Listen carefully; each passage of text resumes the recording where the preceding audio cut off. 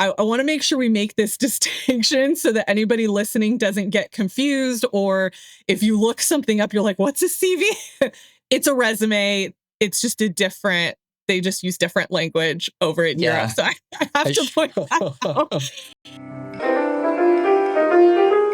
Welcome to Control Your Career, a podcast to help you conquer uncertainty, shatter imposter syndrome, and rise above the expectations imposed by others. My name is Julia Toothaker, and I am the career coach and strategist at Ride the Tide Collective, my career development company, where I offer career coaching, courses, and I have a plethora of free content. I have been doing this work for well over a decade, and I want to help empower professionals like you find clarity, navigate your career with intention, and help you advance in your career in alignment with your unique personality, preferences, and values. This podcast is a great place to start your journey toward controlling your career. I'm bringing back the ever-popular Recruiter's Perspective theme for Season 11 with a new group of recruiters and talent acquisition professionals to help you understand the hiring process from their lens. We'll be digging into resume and interview tips, talking about how the ATS works, looking at the history of the job market, and we'll be tackling hot button topics in recruiting and hiring. This is going to be a season full of great advice, tips, and uncovering the truth about the hiring process from those who are on the front lines of hiring. Find this episode and more at ridethetidecollective.com and connect with me on LinkedIn, where I post career information and inspiration to help you control your career. Welcome, everyone. We are back with another episode, and as you know, I'm always excited for my guests, but this one felt like it landed in my lap at the perfect time. And my guest today is Omar. He is the talent acquisition lead at Beontag. And you will notice something a little bit different if you are watching the video, which is that we are using an avatar for Omar. And part of that is because we are trying to protect his privacy. That is something that he really wants to do online, which we respect, but we also wanted to have him on because of his voice. And so, Omar, I am so excited that you were able to be here and do this interview with us. Good afternoon, Julia. How are you doing? I'm doing so well. And I have to say, so LinkedIn got us connected. We've been connected, I think, for a while. And when I was looking for guests for this season, I had a guest on early in the season that had talked about hiring and recruiting in the UK. And that sparked me wanting to have a recruiter that recruited predominantly within Europe. And I kid you not, within maybe 2 days, a post of yours popped up on my LinkedIn. And I did not know that we were connected. And there you were. And I was like, yes, this is one of those like LinkedIn moments that we love. So I'm so glad that, we were able to be connected and have you here on the podcast. Yeah, we need to say thank you to LinkedIn this time, because I still remember when I got your message, and I was just about to leave the office for the day. We are in different time zones, and I saw it and I was like, huh? Am I reading well? Is this Julia? I've been following you for quite some time, and I always listen to your podcast. So your message was such a nice surprise. Thank you very much for having me on. I love hearing that. These are the connections that I love to make. So, Omar, can you take a few minutes and walk us through your career and how you got to where you are now? Sure. So I've been working in TA since 2019 with experience across all sorts of companies, from early stage startups and fast growing scale ups to really big players like Fortune 500. I've got global exposure as I've done recruitment across multiple regions, though EMEA is definitely the region where I've been most hands-on. I always say that I've been lucky in my professional career because my job allowed me to move around a lot, and I lived in different countries. I spent time in England, Germany, Belgium, Portugal, and now I'm back in Italy. And that's given me lots of exposure to different cultures. Because when you think about Europe, it's really a collection of different countries. We've got different languages, cultures, laws, work ethics, and the list goes on. And I experience all of that. As for my recruitment experience, I've done a bit of everything: ATS implementation, talent management, employer branding, and of course, recruitment. I've hired across different departments: engineering, commercial, marketing, sales, and all level of seniority from junior profile all the way along to direct levels. Funny enough, I didn't start out in recruitment. I graduated in law, practiced law for a couple of years before making this switch. So that's a bit Okay. about me. I love that. Okay, I love that you're sharing that because, and this has happened with some other guests this season, and I always like to highlight that it's okay to switch. It's okay to change your career path, and getting that start in law, I am sure has only helped you in kind of that human resources recruiting side with so many different laws, and then having to switch through companies and different countries and all of that. So I love that that's some of the background. I hope that anybody listening understands that you can start somewhere and make a shift into something else. Yeah, 100%. I mean, to be honest with you, that move was not easy at all. Back then, my English was, let's say, pretty basic. I had to pick up a new Oh. language while working full time, which was quite a challenge. And I experienced also cultural shock because I moved quite a lot, right? But I learned that when you move to other countries, you need to be ready and open to embrace diversity because whether you like it or not, that country will change you somehow. Okay. Luckily, I started out in legal recruitment, which made things a bit easier since I was already familiar with the types of role I was hiring for.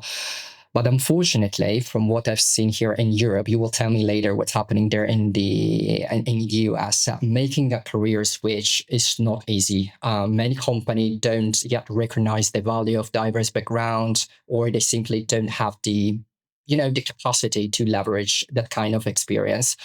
They often prefer candidates who comes from competition or who already tick every box in the job description so they can have someone who can hit the ground running from day one, right?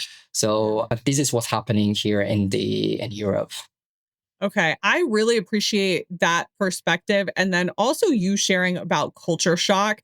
I feel like that could be a whole episode in and of itself, because that's one of the things that we have to think about when we're moving, especially between countries. But I'll make a nod here for the US. Even within the US, switching, states, Mhm. that can be a massive, massive culture shock. And I'll share quickly my experience. I'm from Southern California, which is its own unique culture in the US. And we moved to Utah for a lot of reasons I'm not going to get into. But we moved to Utah. And if you know anything about those two states, that is a wildly different culture.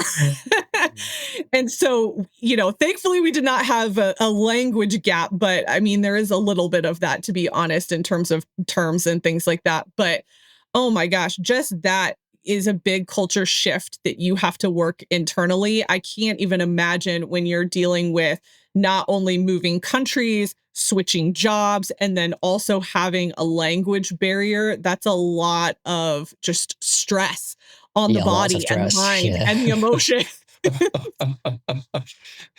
Okay, Omar, I would love for you to go a little bit more in depth with Beontag and their hiring process. Like, what does that look like, and what are the structures there? When you think about Beyond Touch, think about a multinational that is growing seriously faster. Just to give you an idea of our growth, we've made 11 acquisition over the last 3 years, 3 years and a half. So now we are at the stage where we need to bring all these companies into our journey. We do have a hiring plan like every other company does, but there are some months where new roles just pop out of nowhere and we've got to fill them quickly. I think it's quite normal, right?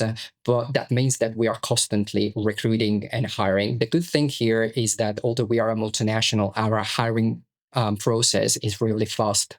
I feel a bit like a scale up because we move really, really fast. The decisions are made quickly, and our recruitment process is really straightforward. Just 4, 5 steps. It depends on the role. We have the call with recruiter, the call with hiring manager, and then we have the cross-functional meeting, and finally the call with the hiring manager's manager.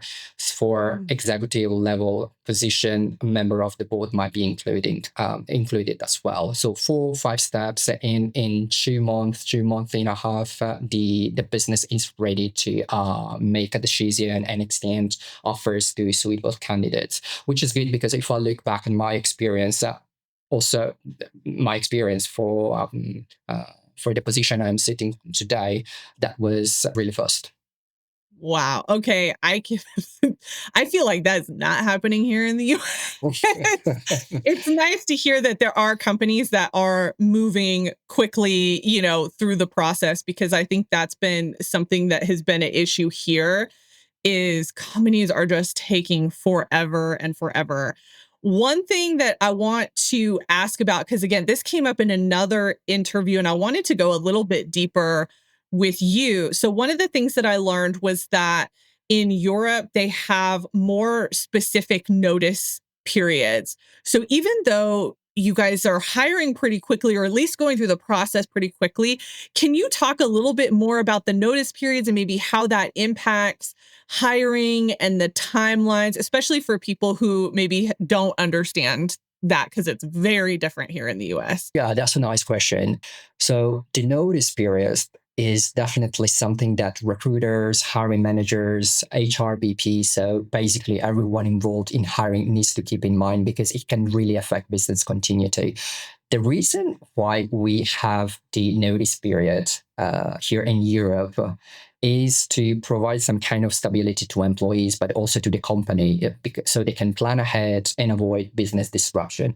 The length of the notice periods really depends on a few things, like the country you're working in, your seniority levels, the type of contract as well. So it can be a month, 2 months, 3 months. I see also 6 months sometimes. So, but it really depends. Just as an FYI, almost everything can be negotiated in contract. So they notice. So, for example, if someone resign, they might offer to pay severance to leave sooner, or the other way around. If the company wants to let someone go, they can pay severance to the employee. At the end of the day, it's not uncommon for a company to let someone leave immediately if they want to resign. This in Europe, I know things are a little bit different in US where people can leave pretty soon. Yeah. So in the US, okay, there's courtesy, which is 2 weeks, but that's not law. So really, you can quit and leave the same day. And also, you can get fired and you have to leave the same day. So I think that's one of the differences is we don't have anything built into the contract around that. And so it can kind of go either way depending on the company. I would love to know, just kind of continuing to talk about Beontag's hiring process and all of that. Can we talk about ATS? I'm assuming that it's similar between the US and Europe. I know there are going to be some differences, but what does that look like? How are you guys using it? What's the process that you have there? Right, nice question. We use iCIMS. Are you familiar with iCIMS by I any am, chance? yes. Yeah. Right. Okay. So the talent acquisition team has already implemented iCIMS in LATAM and in the US. We are about to launch it in Europe, I think, next week or next week.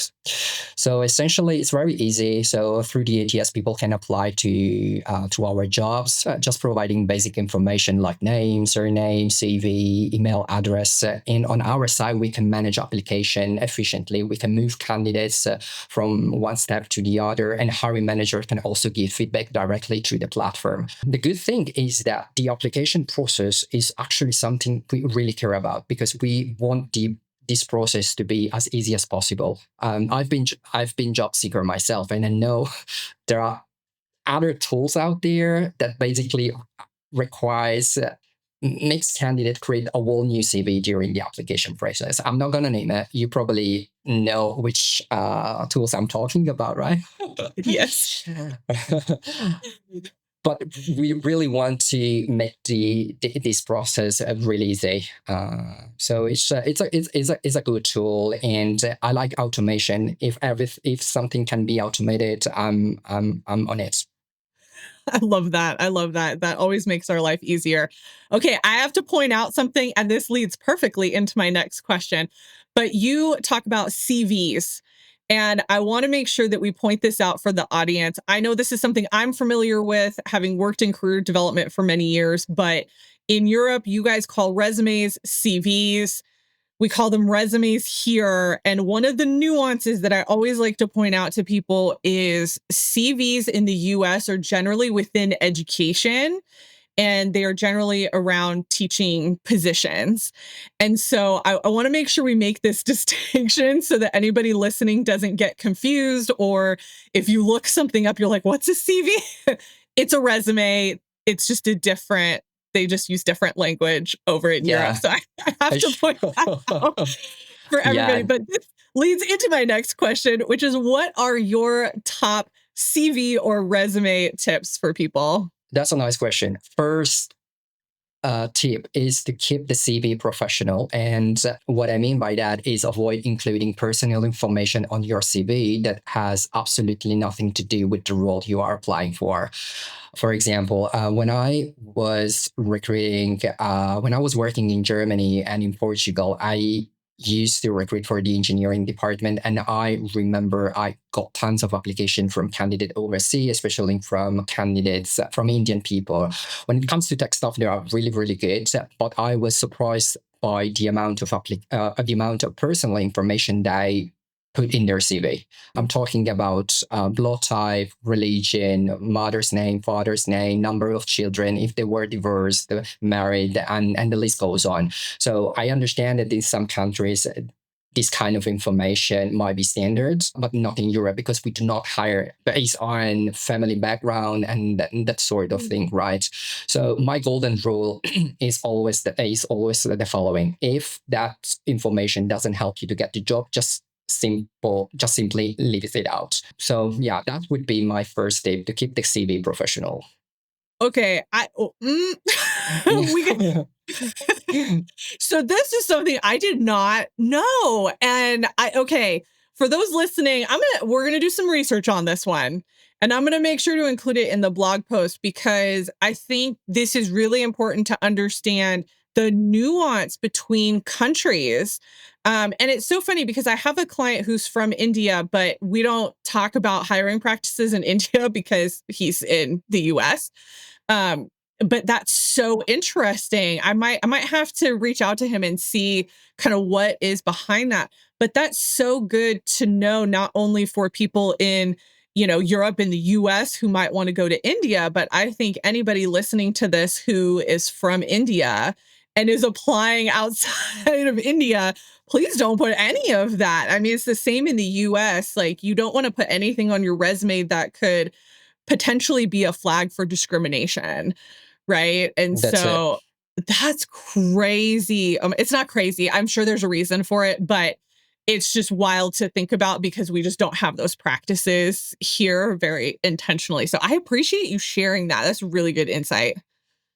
Yeah, I mean, honestly, I'm not a big fan also about photos or pictures in their CV, right? Yeah. Yeah. And I remember, okay, this is probably like 13 years ago. Okay. So I'm dating myself a little bit. But when I was learning how to edit resumes and all of that, I remember we would get students who would come internationally and they would all have photos on their resume. And we had to tell them all, like, no, no, you can't do that. Like, you have to take it off. Is that something that has since shifted now in Europe where you're saying, like, no photos on resumes? It depends on the role and also on the countries. In Southern Europe, the Southern Europe market is a bit conservative. So people tends to include their picture, their photo in their CV. Okay. Things are different in countries like Belgium, Germany, the Netherlands. Okay. That's helpful. All right. Okay. I kind of jumped in because we had to talk about all this personal information on the resume. But what other resume tips do you have for everyone? All right.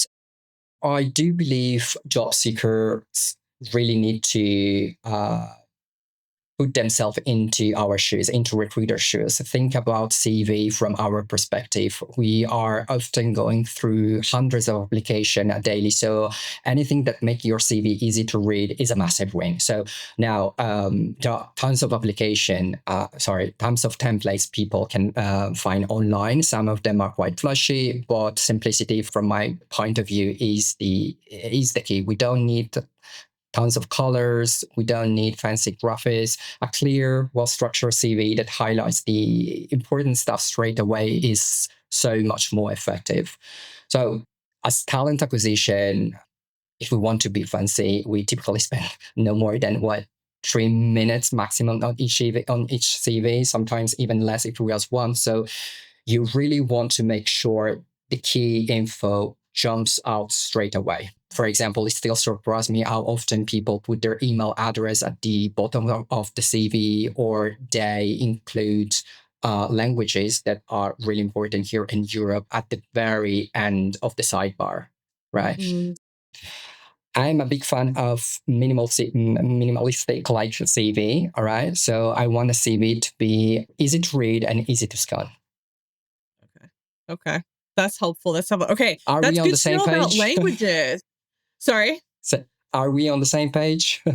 I think so. So I would say the only thing that I probably advise different, but now I know, is the languages. And I think it's because it's not as important here for most positions. Some will want bilingual, but bilingual English, Spanish usually. But that's good to know, because a lot of times the way I advise with languages is to put it at the end. And that's only because it usually is not a big deal. But now knowing that, if I have clients that are going to apply within Europe and all that, I'll make sure to have them put it somewhere closer to the top. So that's new to me. That's good information. I appreciate that. Nice. Julia here. Are you feeling stuck in your career, unsure of how to break through to the next level? I'm excited to share a transformative opportunity: the Career Advancement Intensive. It's a focused one-day experience designed specifically for ambitious professionals ready to define their career path. In this immersive session, you'll work one-on-one with me to help you gain fresh insights into your professional strengths and uncover opportunities for growth. Together, you'll clarify your goals, refine your personal brand, and develop a strategic roadmap tailored to your unique aspirations. Imagine leaving the day with renewed confidence, a clear vision of your next steps, and practical actions you can implement immediately.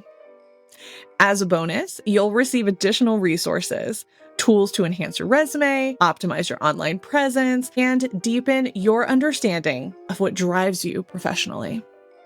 Not all coaching requires a 6-month commitment. The Career Advancement Intensive is perfect for ambitious professionals who want answers and strategies quickly. Before committing, let's make sure that this program is the best option for you in my complimentary career coaching clarity call. The link will be in the show notes and description for this episode. Now, let's get back to the show. Okay, any other CV resume tips? So last tip is to keep things concise, but at the same time, make sure you are focusing on the impact you have had in your roles. And by impact, I mean numbers, results, outcomes, that sort of things. So let me break that a bit down. When you are listing job responsibility on your CV, try to avoid writing like 10 bullet points for every single role. Honestly, no one has time to read through all of that, especially when we receive tons of application. Around 5 bullet points is usually more than enough. But here's the key. Don't just list what you did, show what you achieved. For example, if you're a sales manager covering Southern Europe, instead of just saying responsible for sales in Southern Europe, you could say something like lead sales for, I don't know, this particular product across Southern Europe generated X amount of revenue during Q1 2025. So you might be involved in different tasks. That's great, but it's the measurable outcomes that really make you stand out. At the end of the day, every organization wants results. So showing that you understand your metrics, that and can speak through your achievement not only proves you know your stuff, but it also shows confidence. This is like my idea, and I think lots of people lack on this aspect. I would agree with that. I would definitely agree with that. I see more resumes with like the duties basically, right? So it reads like their job description that they had versus highlighting those accomplishments and all of that. And honestly, I'm going to speak to the audience right now. This is something that has been consistent through this season. Like, this is something I'm just going to keep shouting from the rooftops. You have to talk about impact. I am pretty sure every guest I have had up to this point has talked about impact and how you need to show that. So these are recruiters who are telling you to do this. So please, please do it. Yeah. I mean, at the end of the day, the goal is to land to an interview. That's simply like this. Yep. And hey, that leads right into my next question, which is about interview. All right. So, what are some of your interview tips for candidates? So when it comes to interviews, my first step is pretty simple. Make sure you are on time. And if it's a video interview, double check that your microphone and camera are actually working before the call. I know that sounds basic, but you would be surprised how often people overlook it. Doesn't matter whether you are a direct applicant or coming through a recruiter. If there is a time set for the interview, be there on time, especially in countries like Germany. Being late can come across as a bit disrespectful. Punctuality is taken seriously there. And from a recruiter's side, speaking from experience here, we might be running like 5 or 6 interviews back to back in a day. So when someone is late or there is a last minute tech issue, it throws everything off. So our schedules are often packed. So being punctual just helps everyone out. And being on time is one of the easiest way to show you are professional and respectful of other people's time. It set a really good tone right from the start. Yeah. Oh, Now, that is I my agree with first that. tip. Yeah. Yeah, I agree with that. And I'll say too, I want to throw this in for people in the US who are looking to apply anywhere other than the US, to be honest with you. Make sure you understand the time difference because it can be really drastic depending on where you're applying. And you want to make sure that the timing works. You want to make sure that, you know, if it has to be something in the middle of the night, I kid you, like that can happen because the time difference in some countries is going to be wild. You have to make sure that you account for that. And so I just have to put that out there because I know that could be something that could really mess people up. Yeah, that's really spot on. Yeah. Okay. Other interview tips. So second tip, make sure you have done a bit of research on the company before jumping on a call with the recruiter, especially if you apply directly for the role. From a recruiter perspective, honestly, there is nothing worse than asking someone what they know about the company and hearing, I'm not really sure what you do. So it happens often, honestly. And it's not a good sign. Personally, I always take time to pitch the company during the call, talk about who we are, at what stage we are as business, that sort of things. But we need as a recruiter to calibrate our pitch because we can spend time to talk about something else. So again, make sure you have done a bit of research. This is really important. Take 5 or 10 minutes to read up on the company before the interview. It shows interest, helps the conversation flow better, and means we can spend again time discussing something a bit deeper, which is great, especially when time is tight. Yes. Oh my gosh. I love that. And I think too, especially, you shared earlier with Beontag specifically, they're acquiring companies like crazy. So there's a lot of change, there's a lot going on. And so making sure that you're looking at news articles and what's being said about the company publicly, I think is always really helpful because it gives you some additional context and then questions to ask as well. Yeah. Yeah. All right. I think, do you have one more? I believe interview should be a two-way conversation. We as a recruiter ask questions to learn more about candidate experience, candidate skills, and so on. But at the same time, candidates should be asking questions too, because it's their chance to gather information and figure out if the company is actually the right place for them, somewhere where they can grow, feel good, and actually make an impact. Honestly, a lot of candidates still show up with no question at all, and this is not a good sign. It can come across like they are not really interested or haven't thought much about the role. Simple. I'm talking about really simple question. How do you live your values, or next steps of the recruitment process, your management style, and that sort of things. Yeah, yeah, I love that. I agree. I don't think people prep questions enough. And to your point, it is a conversation and it should be. If it's not, then what are, what are we doing? Like you as a candidate have to interview them just as much as you're interviewing the candidate. So yeah, taking that time. Right. Okay, let's talk about cover letters. I'm asking everybody about cover letters, and I'm very interested to know if it's different in the European market. Are we writing them? Do we care about them? What's going on there? I'm laughing because I already know your opinion about cover letters, and the fact that there are, two big groups out there, those who love them and those who absolutely don't. To be honest, I'm not a big fan of cover letters, but I have my reasons.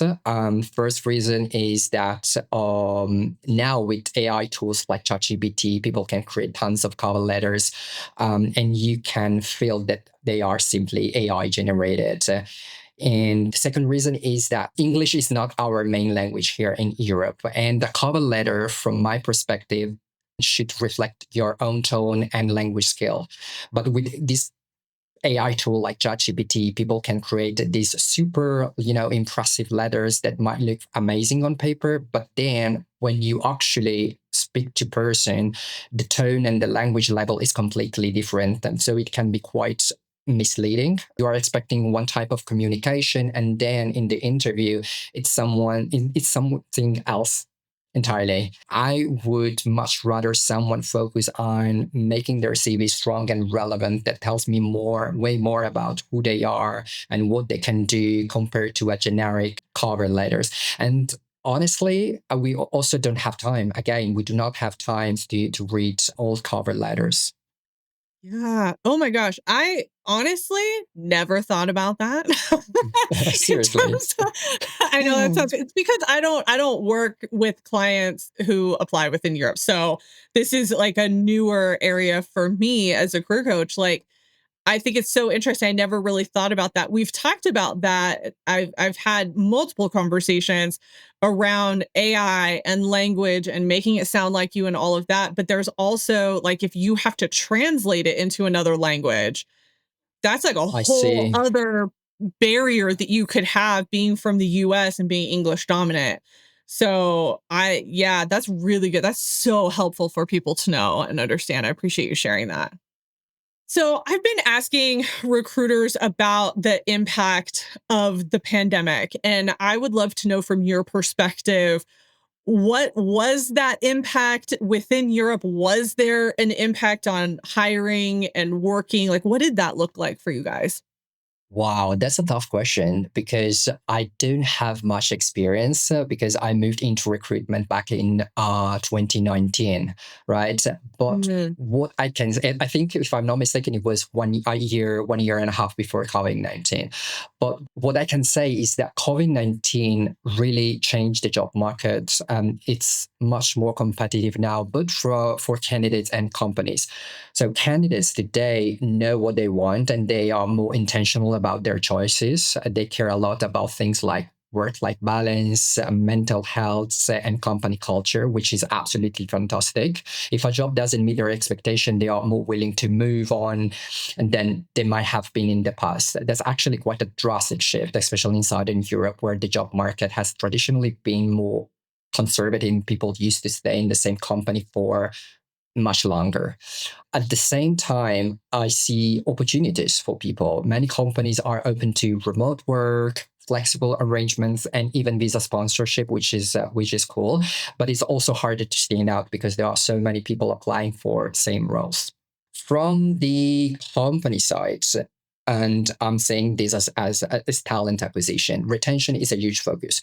So we are always asking ourselves, how do we keep our people engaged and happy? What can we offer beyond salary? Things like career growth, internal mobility, mindful benefits. These are key topics, especially here in Europe. Does it make sense? Yeah, no, that's so helpful because I think there's a lot of similarities between how COVID impacted the US and impacted Europe in terms of, I think, people taking a step back and going, "Oh, what do I actually want?" And do I want to commute? Do I want to, have a remote position or whatever that might look like? And so I think that's really helpful to understand those similarities, but then also understanding that this was kind of a newer thing for Europe. Like if I'm not mistaken, the remote work piece wasn't really a thing. Like my understanding of like European Yeah, working culture is people like worked fairly close to where they lived. Am I accurate in that? 100%. Yes, that's correct. Okay. And But so now things we're now are a seeing little bit more. different. Yes.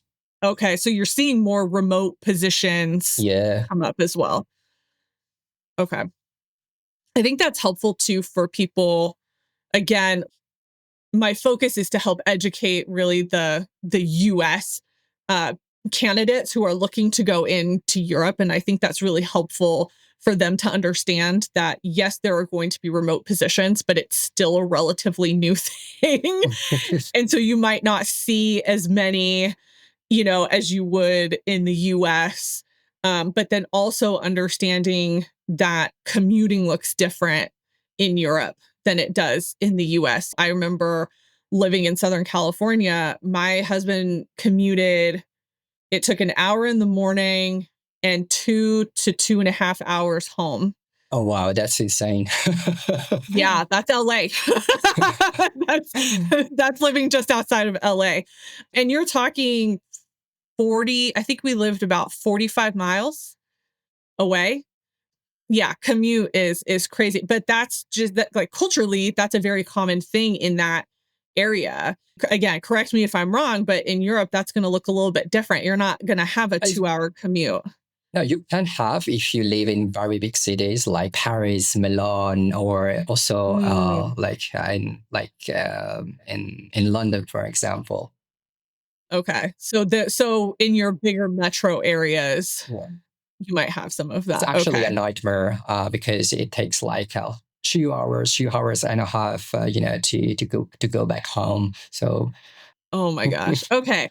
So in an effort to, I think we've kind of started having this conversation, but in an effort to help educate more of our, US candidates coming over into Europe, what are some things that you think they need to think about or they need to know that might be a little more unique to the hiring landscape over in Europe?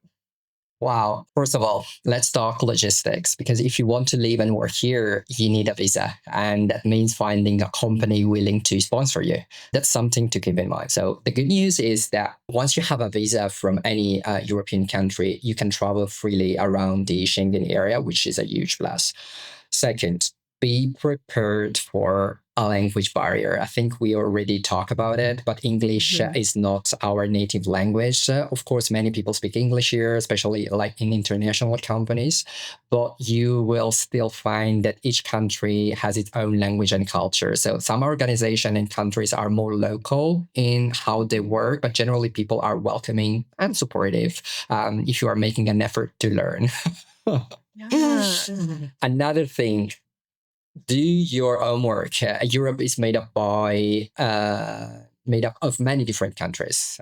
We have different languages, culture, working style, and so on, and even different foods, weather, and cost of living. Salaries also vary a lot. For example, countries like Germany and Belgium tend to have higher salary, while places like Spain and Portugal, salaries might be lower, but the quality of life is absolutely excellent. So it really depends on what you are looking for. If the salary is your top priority, for example, Germany might be your country to go. But if you are after a lifestyle, Spain and Portugal are a fantastic place to live.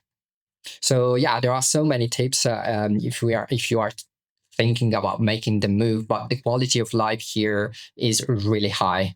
But I would say the main challenge is the language. You have to be ready for that. Yeah, yeah.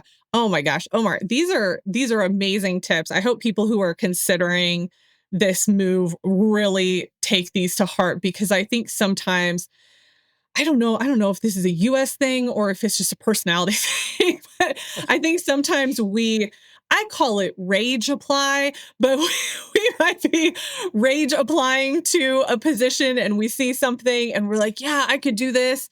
And it's in another country and you don't consider some of these things, you know? And my biggest thing, like I've traveled to Europe a few times and honestly, like, there are some cities that I absolutely loved, and there were other cities that I thought I was gonna love, and I did not. And that was a big shock to me, and so knowing that if I ever have clients that are considering a move outside of the US or a move at all, to be fair, I'm like, you have to go visit. You have to go visit. You have to understand the culture. You have to go experience what it's like Yeah. before you consider a move like that. Like moving blindly, especially if there is a language barrier, which there likely is going to be, unless you happen to be fluent in that language as well. Yeah, I can't imagine not doing that level of homework if you're planning to completely uproot your life. For the audience, I think what we have learned here, because you've been able to provide perspective from different countries.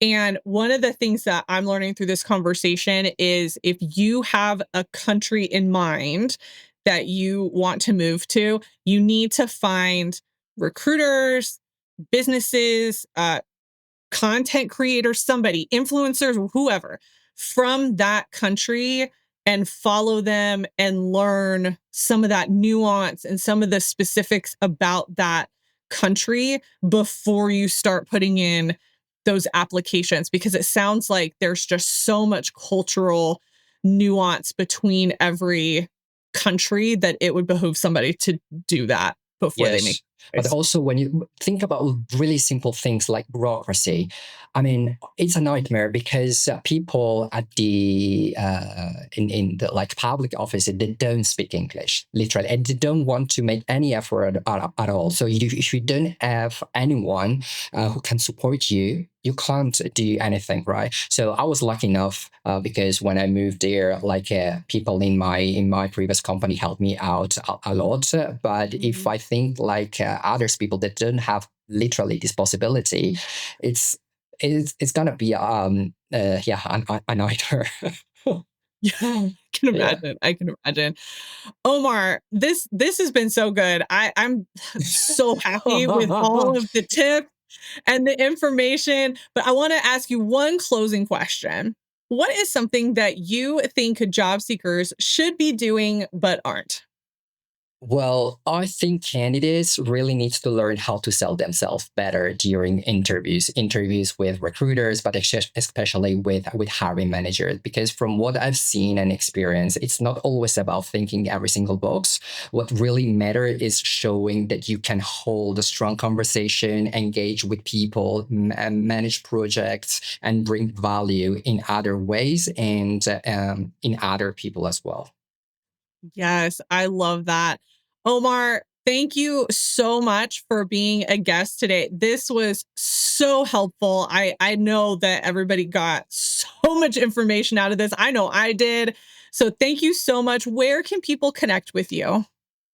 You can find me and connect with me on LinkedIn. I'm quite active there, so feel free to send me messages there. Yes. Okay. And I will make sure to put a link to your LinkedIn in the blog post for this episode. But again, thank you so much. I appreciate you taking the time. Brilliant. Thank you very much.